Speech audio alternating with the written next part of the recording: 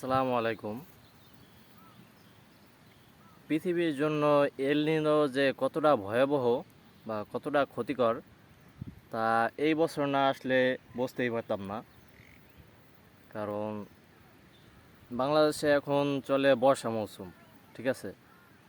So এই বর্ষা মৌসুমে এখন আষাঢ় মাসের প্রায় 18 দিন। আর এই সময়তে আমি যেখানে বসে আছি এই জায়গায় এই বুক পর্যন্ত পানি থাকে, ঠিক আছে? কিন্তু এই বছর দেখেন,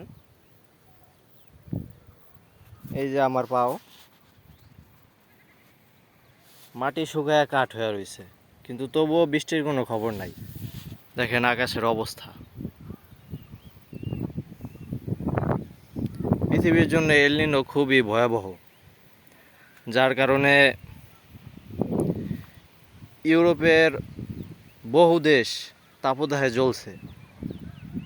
কোনো কোনো জায়গায় 40 থেকে 43 ডিগ্রি পর্যন্ত তাপমাত্রা উঠে গেছে। আর বাংলাদেশে বর্তমানে 40 ডিগ্রি চলে।